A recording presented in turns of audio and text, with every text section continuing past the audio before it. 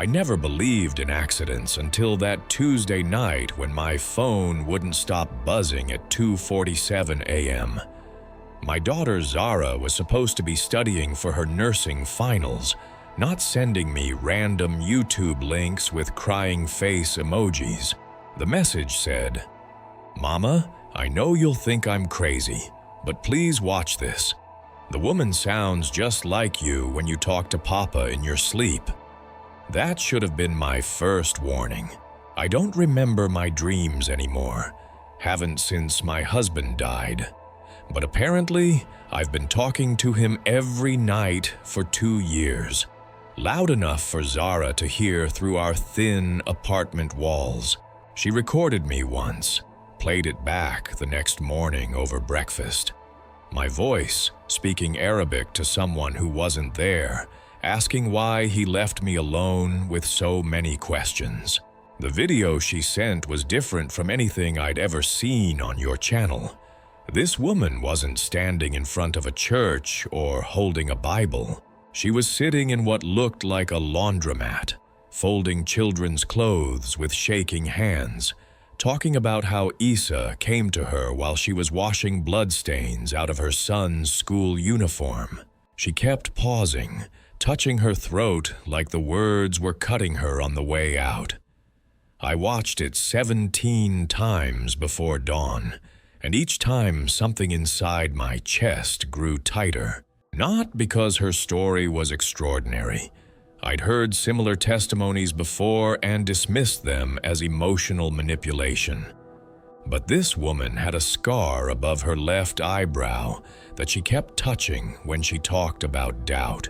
I have the same scar, same nervous habit, from falling off my bicycle when I was 7 years old, trying to race my brother to mosque. I've been the perfect Muslim widow for 27 months. Perfect grief, perfect submission, perfect faith that Allah's plan was beyond my understanding. The women at mosque call me Sister Sabira, the patient one. They bring me their own struggles, confident that someone who lost her husband so young and remained so devoted surely had direct access to divine wisdom. I nod and quote verses about trust, about surrender, about the temporary nature of this world. But that video cracked something open that I'd been keeping sealed with ritual and routine. The woman mentioned dreaming in languages she didn't speak, waking up with words that felt familiar but wrong. 3 nights after watching her testimony, I woke up with the taste of English prayers on my tongue. Prayers I'd never learned, to someone I'd never acknowledged. I tried to forget about it, threw myself into community service with desperate intensity. I organized a food drive for Syrian refugees, spent entire afternoons at the community center sorting donations and coordinating volunteers. Good works to drown out the questions. But even surrounded by familiar faith, I couldn't stop thinking about that woman's hands folding those tiny clothes, the way she described feeling completely alone while surrounded by people who shared her beliefs. That evening, I found myself standing in front of my bathroom mirror at midnight, touching the scar above my eyebrow exactly the way she had. In the reflection, I looked like someone I didn't recognize. A woman on the edge of asking questions that had no safe answers. My prayer beads hung heavy in my hand, suddenly feeling like chains I'd willingly wrapped around my wrists. Something was shifting inside me, like sand beneath my feet.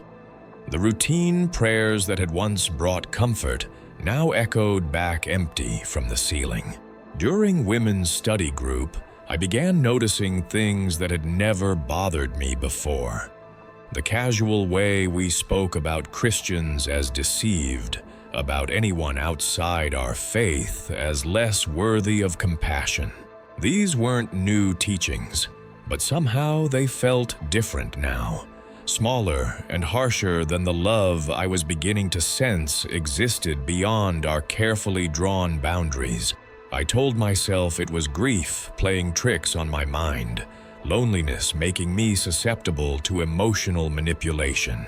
But somewhere deeper, in a place I couldn't reach with logical explanations, I knew that woman's story had found something in me that was already broken and waiting. That was only the beginning. I didn't know what was coming, but something had already broken inside me, and it would only get worse. Glava 2. The Unseen Question. The homeless man appeared Thursday morning against the halal grocery store wall. I was rushing to the community center with donation boxes, already late from practicing normal expressions in my mirror since watching that video.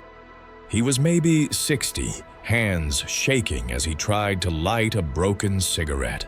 His worn but clean clothes and carefully arranged possessions suggested someone who hadn't given up on dignity. "Excuse me," he said politely. "Do you know when the library opens? I have nowhere else until evening." I should have just answered and kept walking. Instead, I set down my boxes and really looked at him, seeing something that reminded me of my father, the same dignified patience with a harsh world.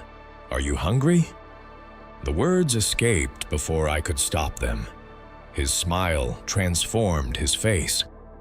"Haven't eaten since yesterday, but I don't have restaurant money. Most people don't even see me." That's when I made the decision that changed everything. "Come on, my treat." His name was Marcus, a former high school teacher destroyed by medical bills.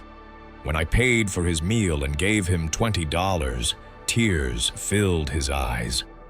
"God bless you," he said, and something about it felt different, personal, like actual divine favor being called down.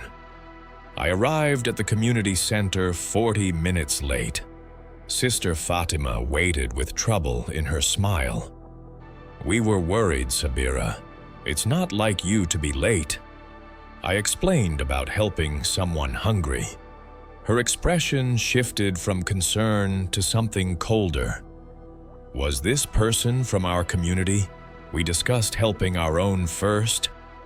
The question hit like cold water. Marcus wasn't Muslim, obvious from his blessing, his cross pendant, but I hadn't considered his faith relevant to his hunger. "He was hungry," I said defensively. "I don't think Allah cares about religion when someone needs food." Sister Fatima's smile became artificial. "Of course Allah cares. The Quran is clear about obligation hierarchy.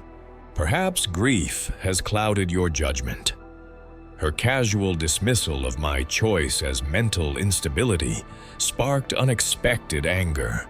Underneath was worse. Growing certainty, this conversation revealed something fundamental about my lifelong faith. If we only help people who believe exactly what we believe, what kind of mercy is that? Endless silence followed. "Sabira, you need to speak with Imam Hassan tomorrow. These questions suggest you're struggling with basic principles." I left without helping with distribution. The woman they called Sister Sabira the patient would have stayed and apologized, but she was disappearing, replaced by someone who couldn't stop thinking about Marcus's smile and blessing given without asking my beliefs first.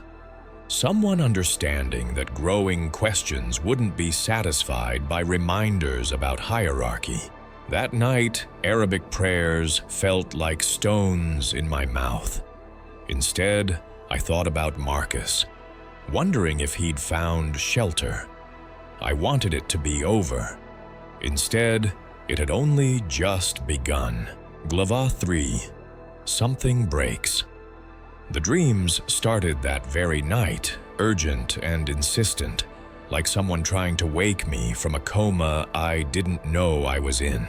I would find myself standing in vast libraries with books written in languages that looked familiar but made no sense, reaching for volumes that crumbled to dust when I touched them, or walking through endless corridors of mirrors, each reflection showing me a different version of myself, all asking the same question I couldn't quite hear. But the most disturbing dreams were the ones where I was a child again, sitting in my grandmother's kitchen while she prepared tea. In the dreams, she would look at me with eyes full of sadness and say, "Habibti, you've been asking the wrong questions your whole life. The answers you need aren't in the books you've been reading."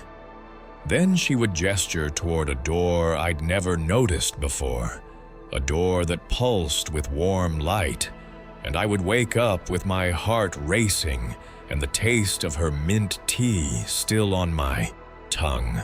My appetite disappeared completely. Food turned to ash in my mouth, and even water felt difficult to swallow. Zara noticed during one of her visits, commenting on how thin my face had become. I told her it was stress from community responsibilities, but the truth was simpler. My body was rejecting everything familiar, as if preparing for some kind of transformation I couldn't understand. The mosque became a place of torture rather than comfort. I would arrive early for prayers, desperate to find the peace that had once been as reliable as breathing. But the Arabic words that had shaped my entire spiritual life now felt like a foreign language I'd forgotten how to speak. During recitation, I would find myself thinking about Marcus instead of focusing on the verses, wondering what prayers sounded like in his tradition, whether his God listened with the same attention I'd always believed Allah gave to faithful submissions. Imam Hassan's sermon the Friday after my encounter with Sister Fatima felt personally directed. He spoke about the importance of maintaining clear boundaries between believers and non-believers, about the spiritual danger of caring too much for those who had rejected divine guidance. When we extend our hand to those who deny Allah's final message, we risk contamination of our own faith, he said, his eyes seeming to find mine in the crowd. The heart that opens too widely to the kafir will eventually close to the truth. I sat there listening to words that should have comforted me, but instead they felt like nails being hammered into the coffin of something precious inside me. The God being described from the pulpit was not the God I'd been talking to in my increasingly desperate prayers. This was a God of categories and conditions, whose love came with fine print and exclusion clauses. 3 weeks after meeting Marcus, I was cleaning out my husband's dresser drawers when I found something that made my hands shake. Hidden beneath his prayer scarves was a small, worn notebook filled with his handwriting. Most of it was in Arabic, verses from the Quran and personal prayers. But on the last page, written in English in his careful script, were words that stopped my heart. Allah, if you are truly the God of all mercy, help me understand why my heart feels most at peace when I'm helping people who don't share my faith. Why does kindness feel more sacred than doctrine? Why do I feel closest to you when I'm ignoring the rules about who deserves my compassion? My husband had been asking the same questions that were destroying my sleep, feeling the same spiritual tension that was tearing me apart. He had died with doubts he'd never shared, struggles he'd carried alone, because our community had no space for such dangerous wondering. The notebook slipped from my fingers and fell to the floor, pages splaying open to reveal more questions, more doubts, more evidence that the man I'd thought was perfectly faithful had been wrestling with the same demons now consuming me. That night, I did something I'd never done in 47 years of life. I skipped evening prayers entirely, not because I forgot or was too busy, but because I couldn't bear to kneel and recite words that felt like lies.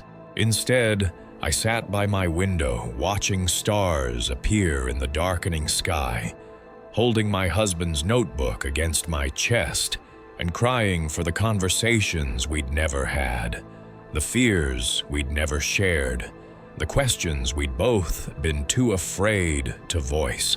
The silence in my apartment felt different that night, not empty but expectant, like the pause between lightning and thunder. I had the strangest sense that something was listening, something patient and kind that didn't need Arabic words or proper prostrations to hear the desperation in my heart, something that had been waiting for me to stop performing faith and start experiencing it. As I finally prepared for bed, still clutching the notebook, I caught my reflection in the bathroom mirror.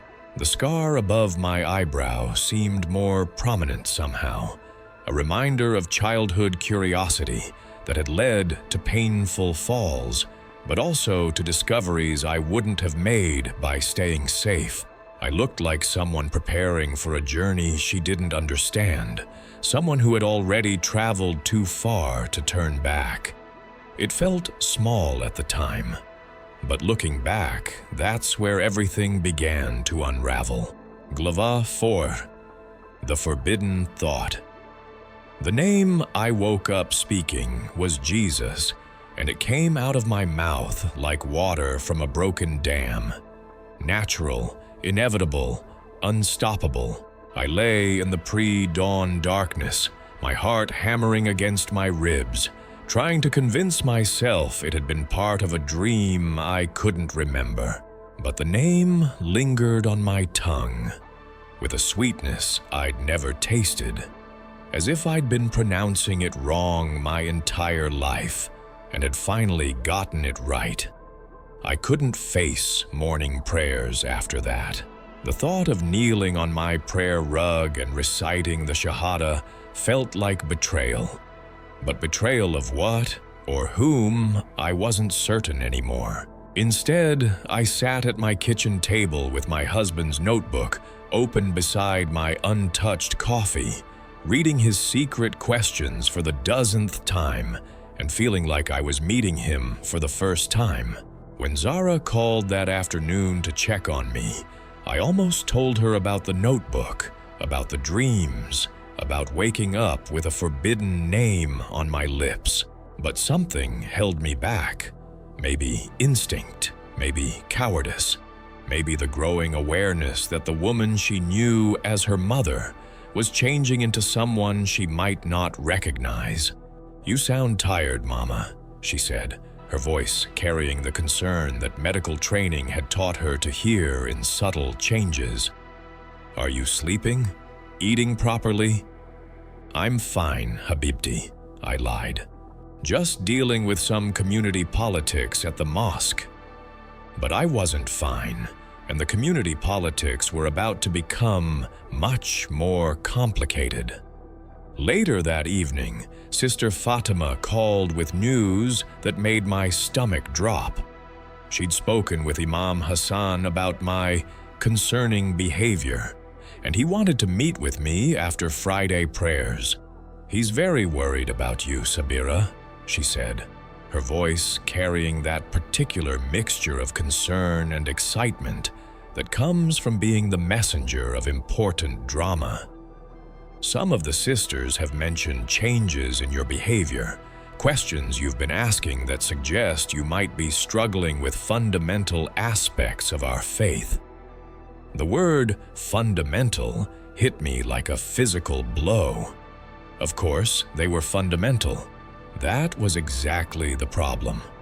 I wasn't questioning minor interpretations or cultural practices.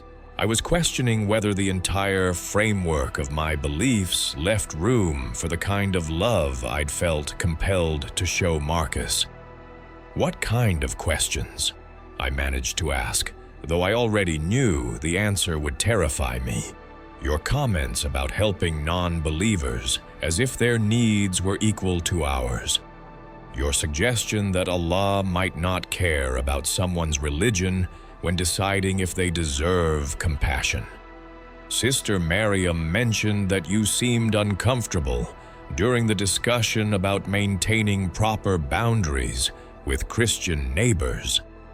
Each accusation felt like a small knife twisting in my chest, not because they were false, but because they were so accurately targeting the doubts I thought I'd been hiding. Apparently, spiritual transformation wasn't as private as I'd hoped.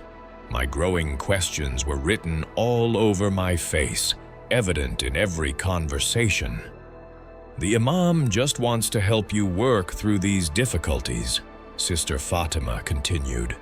"We've all struggled with doubts at some point. The important thing is seeking proper guidance before these thoughts lead you somewhere dangerous." Dangerous. The word hung in the air. After I ended the call, echoing through my apartment like a warning siren. But dangerous to whom? To me, or to the comfortable certainties that kept our community functioning? I spent the next 2 days practicing conversations with Imam Hassan that ranged from complete honesty about my spiritual crisis to elaborate lies designed to convince him I was fine. Neither option felt sustainable. The truth would lead to confrontation I wasn't ready for. Lies would only postpone an inevitable reckoning. Thursday night, I did something I'd never imagined I would do. I searched the internet for information about Jesus, not as the prophet Isa I'd learned about in Islamic teaching, but as Christians understood him. What I found should have confirmed every warning I'd ever heard about Christian corruption of divine truth. Instead, it felt like finding water after wandering in a desert I hadn't realized I was crossing. The Jesus described in the Gospel of Matthew wasn't the distant, judgmental figure I'd expected. He was someone who touched lepers, ate with tax collectors, defended adulterers, and reserved his harshest words for religious leaders who placed rules above mercy. "Come to me, all you who are weary and burdened, and I will give you rest," I read on the screen, and the words felt like they'd been written specifically for the exhaustion I'd been carrying for months. This wasn't conditional acceptance. This was invitation without prerequisites, rest without performance requirements. I slammed the laptop shut, my hands shaking with something between terror and relief. The forbidden thought had finally taken shape. What if everything I'd believed about God's love was too small? What if the mercy I'd spent decades trying to earn was actually being offered freely to everyone, including people like Marcus, who would never recite the Shahada or bow toward Mecca? The thought felt like treason and liberation at the same time, like stepping off a cliff and discovering I could fly. But it also felt absolutely, undeniably true, in a way that bypassed my rational mind and spoke directly to something deeper. I couldn't unknow what I was learning, couldn't unfeel what was awakening in my heart, couldn't return to the safe, small version of faith that had once seemed sufficient. Glava 5. The Whisper in the Dark. The confrontation with Imam Hassan was worse than I'd imagined. He received me in his office after Friday prayers with paternal disappointment that reminded me of being called to the principal's office as a child. The room smelled of cardamom tea and old books, familiar scents that should have been comforting, but now felt suffocating. "Sister Sabira," he began, gesturing for me to sit across from his desk. "I've been hearing concerning reports about questions you've been raising. Doubt is not uncommon, especially for someone dealing with grief. But when our doubts begin to challenge fundamental aspects of our faith, we must address them before they lead us astray." I sat with my hands folded, trying to look humble and receptive, while inside I felt like a live wire sparking with dangerous electricity. Every instinct told me to apologize, to claim temporary confusion, to submit to his guidance and force myself back into the comfortable cage of unquestioning belief. Instead, I heard myself asking, what if showing mercy to non-believers isn't leading us astray? What if it's leading us closer to God? The silence that followed felt endless.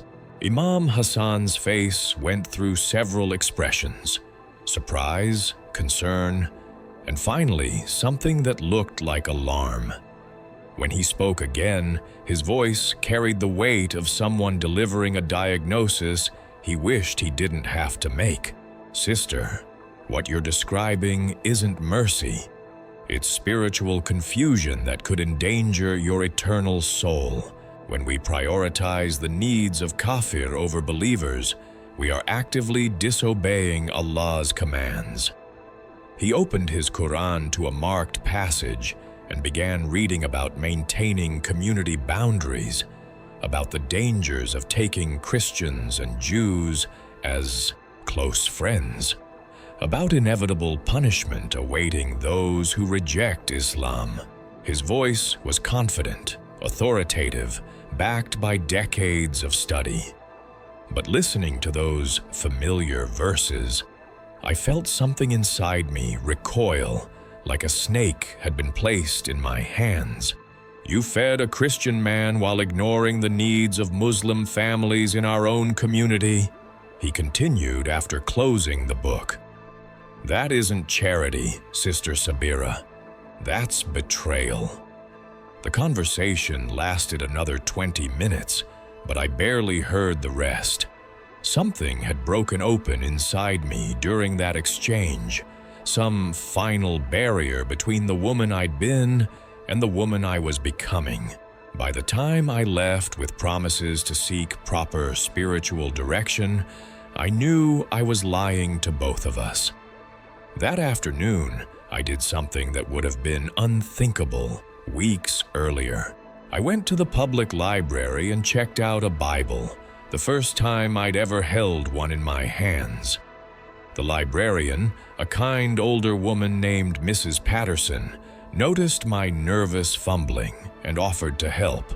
"It's a beautiful translation," she said, running her fingers over the cover. "Always find something new." Walking to my car with the book hidden in a canvas bag felt like carrying stolen goods, but also like carrying treasure. I'd been searching for my entire life without knowing it. At home, I sat on my bed, with the Bible open to the Gospel of Matthew, reading about Jesus calling his disciples, and every page felt like a personal letter written in a language I was just learning to understand. This wasn't the distant, rule-focused God I'd grown up with. This was someone who touched untouchables, who ate with sinners, who reserved his anger for religious leaders, who burdened people with rules while refusing to show mercy. "Blessed are the merciful, for they will be shown mercy," I read aloud in my empty apartment, and the words resonated in my chest like struck bells. This was the Jesus who had whispered his name to me in dreams, who had been calling me toward a larger understanding of divine love through my encounter with Marcus, through my husband's secret questions. But reading about Jesus and accepting what that meant were two different universes entirely. Over the following days, I lived in constant internal warfare. During the day, I maintained my routine, attending prayers, participating in community activities, smiling at conversations that felt increasingly hollow. But at night, I read gospel passages that shattered every assumption I'd built my life on. The breaking point came during evening prayers a week later. I was kneeling on my prayer rug, reciting familiar Arabic phrases, when suddenly the words felt not just hollow, but actively wrong. I wasn't talking to the God I was discovering in those gospel pages.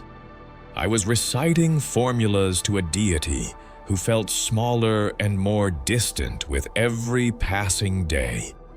Mid-prayer, I stopped, just stopped speaking and knelt in silence, listening to my own heartbeat and the distant sound of traffic outside my window. In that silence, I heard something I'd never heard before. Not a voice, exactly, but a presence, warm and patient and infinitely kind. Something that knew my name. Not the name my parents had given me, but some deeper name I'd never heard spoken aloud. Jesus. I whispered into the silence, testing the sound of his name in my own voice. Are you real? The response wasn't audible, but it was undeniable. A warmth spread through my chest like honey, a peace that felt nothing like the submission I'd spent decades cultivating. This was rest without earning, acceptance without performance, love without conditions. For the first time in months, maybe years, maybe my entire life, I felt completely known and completely safe. I stayed kneeling on my prayer rug for another hour, not reciting anything, just experiencing the presence that had responded to his name. When I finally stood, I knew I had crossed a line I could never uncross. The woman who had knelt down was still Muslim, still trying to reconcile questions with familiar faith. The woman who stood up belonged to Jesus, whether she understood what that meant or not. That night, lying in darkness, I whispered his name again and felt that same warm presence surround me, like arms I'd been waiting my whole life to find. Even as I kept replaying that part, the silence after she said his name, Glava 6, I couldn't look away. Sleep became impossible after that night on my prayer rug. Every time I closed my eyes, I would see scenes from the Gospels playing behind my eyelids, like movies I'd been waiting my entire life to watch. Jesus touching the leper's skin, Jesus stopping the stoning of the adulteress, Jesus weeping over Jerusalem, not with anger, but with heartbreak for people who couldn't recognize love when it was standing right in front of them. I started carrying the Bible everywhere, hidden in my purse like contraband. During lunch breaks at the community center, I would lock myself in the supply closet and read passages on my phone, each verse feeling like a key unlocking rooms in my heart I hadn't known existed. The Jesus I was meeting wasn't the distant prophet I'd learned about in Islamic teaching. He was wild and tender, revolutionary and peaceful, demanding everything and offering more than I'd ever imagined possible. The worst part was how natural it felt. Reading about his compassion for outcasts felt like coming home to a country I'd never visited but always belonged to. When he said, "Come to me, all you who are weary and burdened," the words landed in my chest like they'd been written specifically for the exhaustion I'd been carrying since my husband's death. This wasn't theology.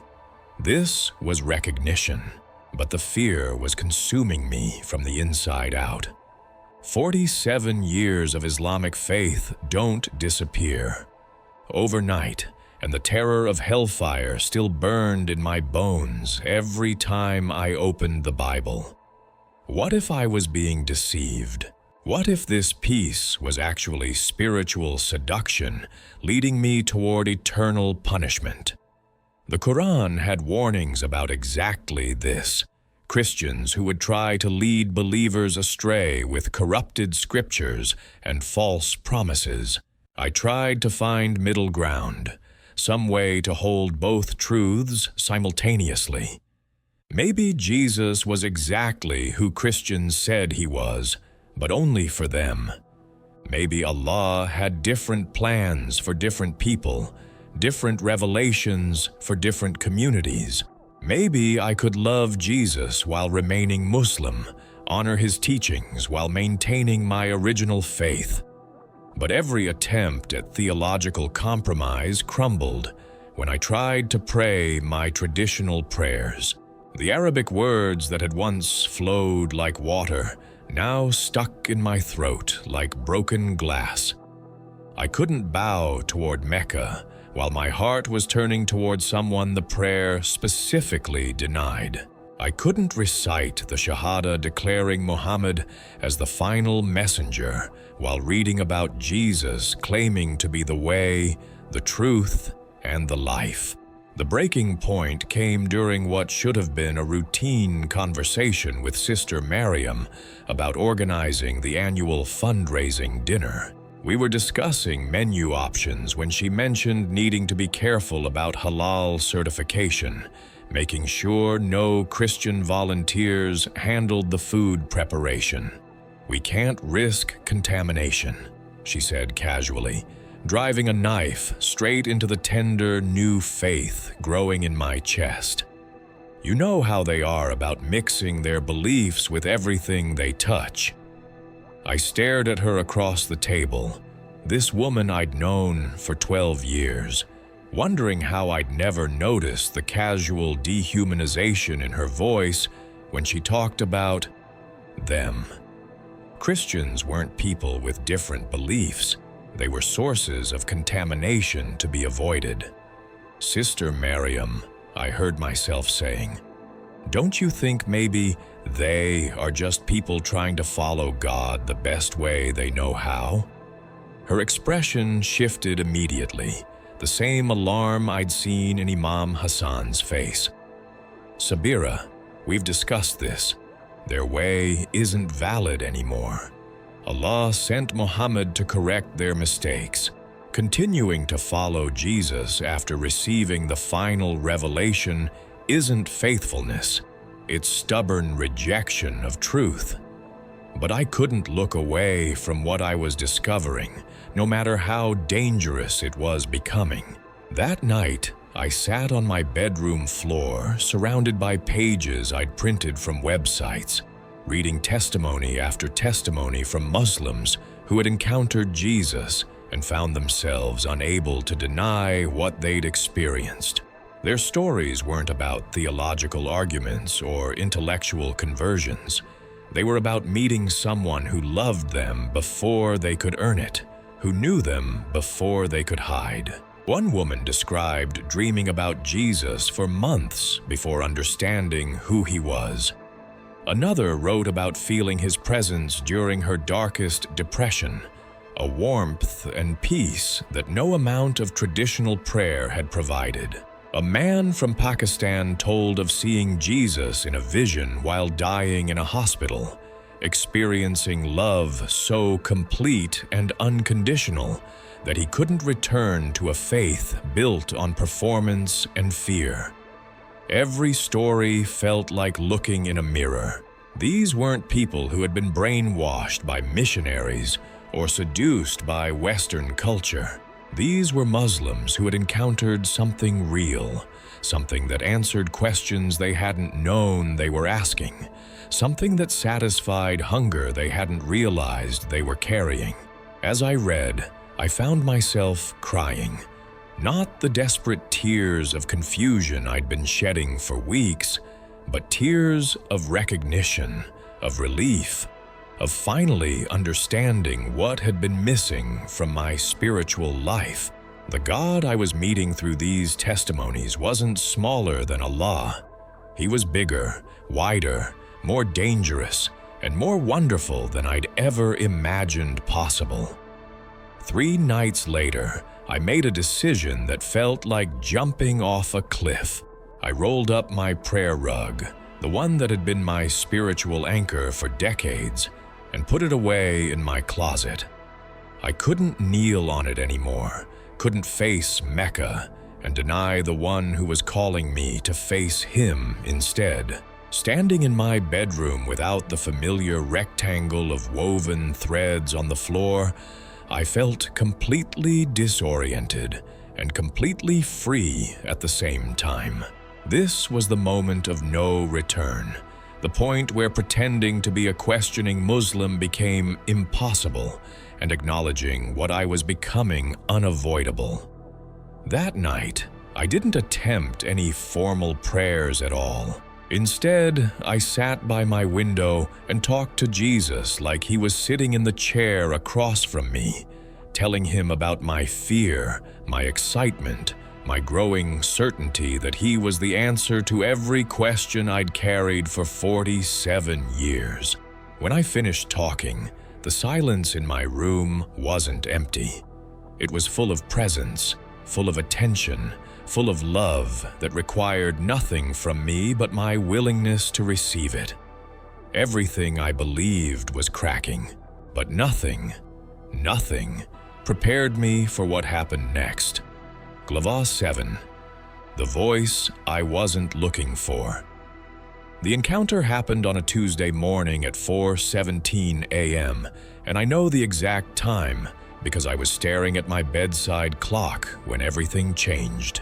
I'd been awake for hours, wrestling with questions that had no safe answers, when suddenly the room filled with a presence so tangible I could feel it pressing against my skin like warm honey. I wasn't dreaming. I've had vivid dreams my entire life, and this was something completely different, more real than the mattress beneath me, more solid than the walls surrounding me. The darkness in my bedroom didn't disappear, but it became illuminated from within, as if every shadow was pregnant with light waiting to be born. Layla. The voice came from everywhere and nowhere, spoken in a language I didn't recognize but understood perfectly. Not my name as my parents had given it to me, but some deeper name that felt like it had been written on my heart before I was born. The sound of it being spoken aloud made me realize I'd been waiting my entire life to hear someone call me by my real name. I tried to sit up, but my body felt weightless and heavy at the same time, as if I was dissolving and becoming more solid simultaneously. The presence in the room was so overwhelming that I couldn't focus on any single point. It was like trying to look directly at the sun, except instead of burning my eyes, it was filling them with tears of recognition. "I know you're afraid," the voice continued, and now I could feel breath on my face though I saw no one there. "I know you think you're losing everything, but you're not losing anything real. You're finding what you were created for." The words landed in my chest like stones thrown into still water, sending ripples through every corner of my being. This wasn't the angry God I'd feared would punish me for my questions.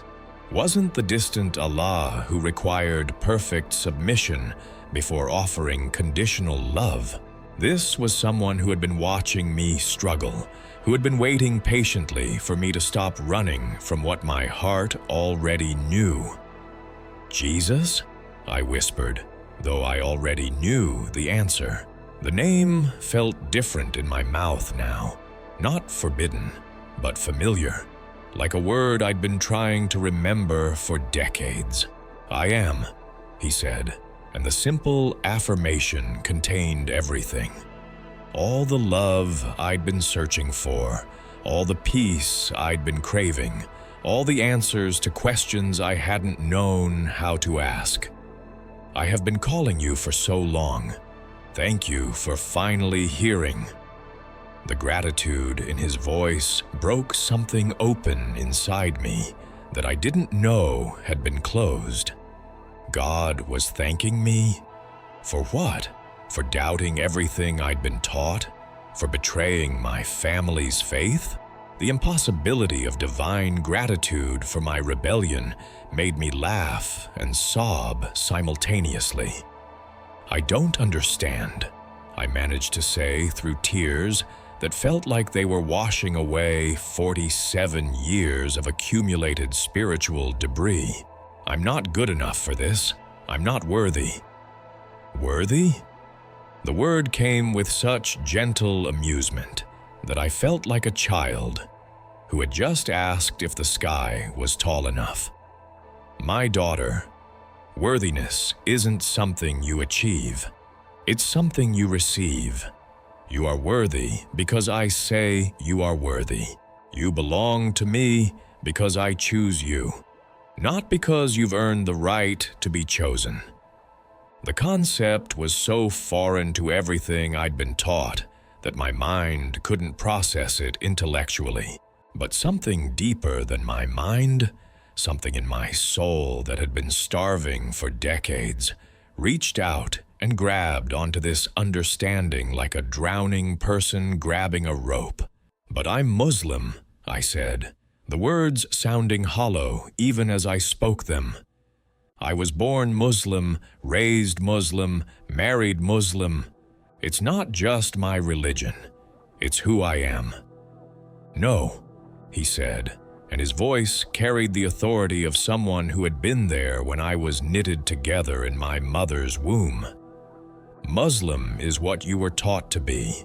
Christian is what you were taught to reject. But beloved is what you were created to be.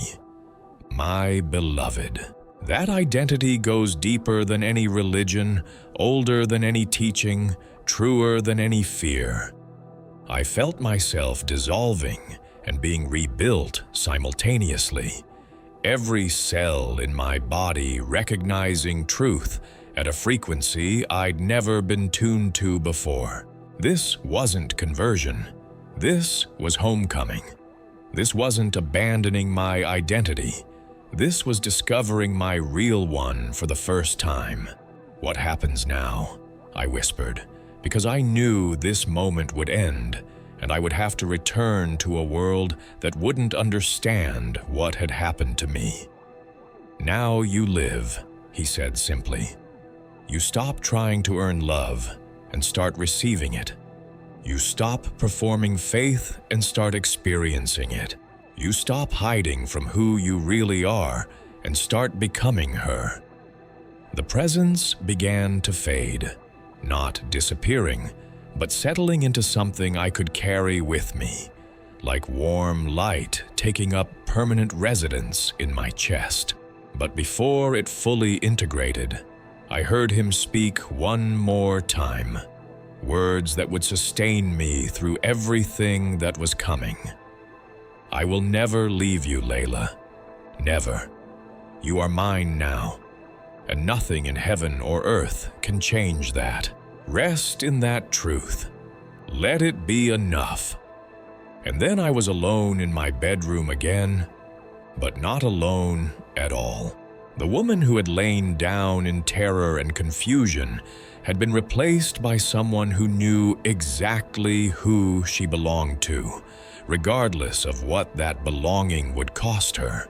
The aftermath was swift and brutal, though somehow I felt protected in the center of the storm.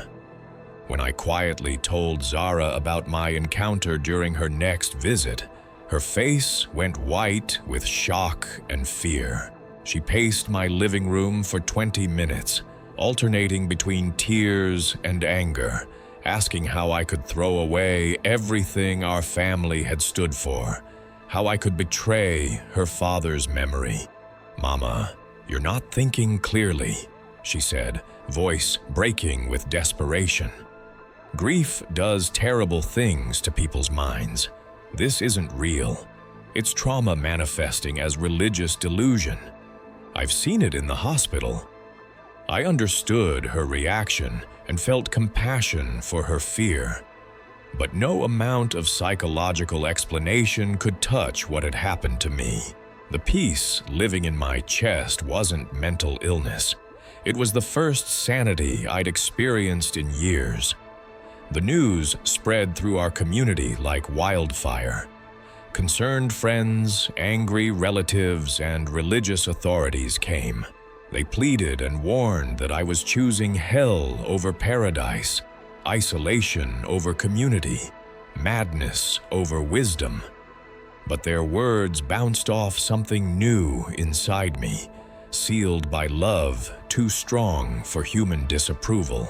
Sister Fatima and others came with grim determination to perform an intervention, to help me see reason before it was too late.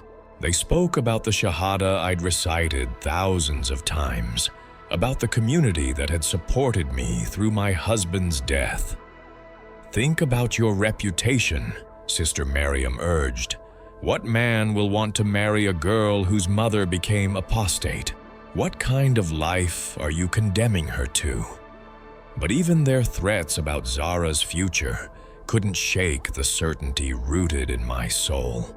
I loved my daughter deeply, but I couldn't unknow what I now knew, couldn't unfeel what I had experienced, couldn't pretend that the Jesus who had called me was anything less than who he claimed. The formal shunning began. My name was removed from mosque directories. Invitations stopped. Women I considered friends crossed the street to avoid me. The grocery store owner who had known me for 15 years wouldn't meet my eyes. Some relationships ended immediately. Others lingered awkwardly before, withering under the weight of my certainty. I lost my place in organizations, my role in charity, my standing among women I'd known for decades. The loneliness was crushing but clean. Honest solitude rather than suffocating pretense. I was finally free to be who I was rather than who everyone expected. And in that freedom, something remarkable. I wasn't alone. The presence I encountered that Tuesday morning kept his promise. In moments of grief, I felt that warmth in my heart, a sense of being known and cherished that made human rejection bearable. Mrs. Patterson, the librarian, became a source of comfort, introducing me to others who had walked similar paths. Fatima, Sarah, Maria, each with her own story of encountering Jesus through darkness. Marcus came back last month, tears streaming as he said he'd prayed for me daily since our meeting, sensing something different in my heart. Prayer changed, no longer performed rituals, but constant conversation with someone always listening, responsive to my real thoughts. I could complain, thank, ask, knowing every word treasured.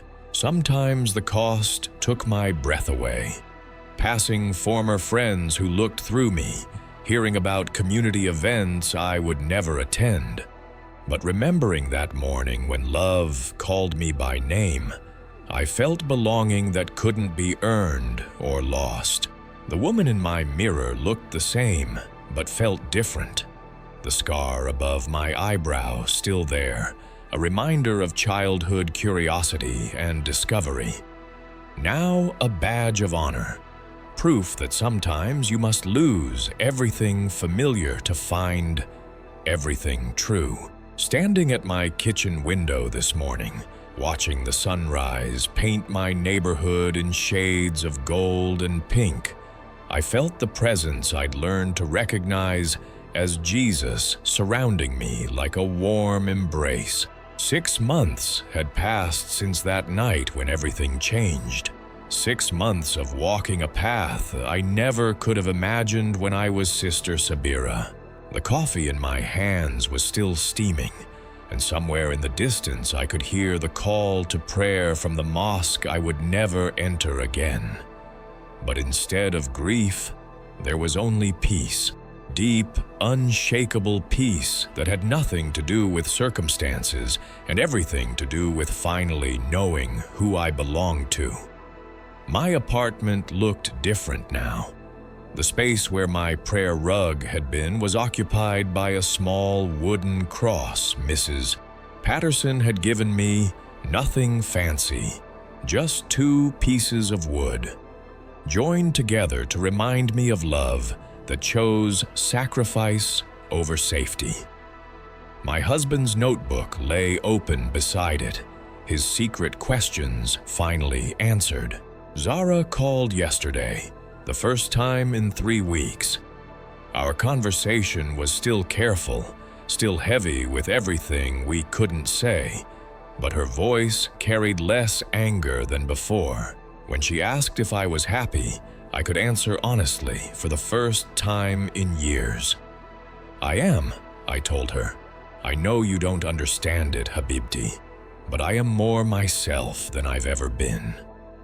The silence that followed wasn't comfortable, but it wasn't hostile either.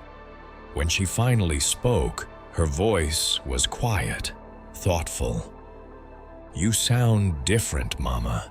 Peaceful in a way you never were before, even when you seemed most religious. The community I'd lost had been replaced by something smaller, but deeper. Mrs. Patterson introduced me to other women who had walked similar paths, faces that lit up with recognition when I told my story. We met in living rooms instead of mosques, but the presence we gathered around was more real than anything I'd experienced in decades of formal worship. Marcus appeared in my life again last month, recognizing me as the woman who had bought him breakfast that morning, that now felt like a lifetime ago. When I told him what had happened since our meeting, tears streamed down his weathered face. I prayed for you every day, he said, gripping my hands with surprising strength. I knew there was something different about your heart. Prayer was completely different now. Instead of performed Arabic recitations at prescribed times, I found myself in constant conversation with someone who was always listening, always present, always responsive to my real thoughts and feelings rather than proper religious formulations. I could complain to him about loneliness, thank him for small mercies, ask him for wisdom, and know that every word was heard and treasured. Sometimes the cost still took my breath away.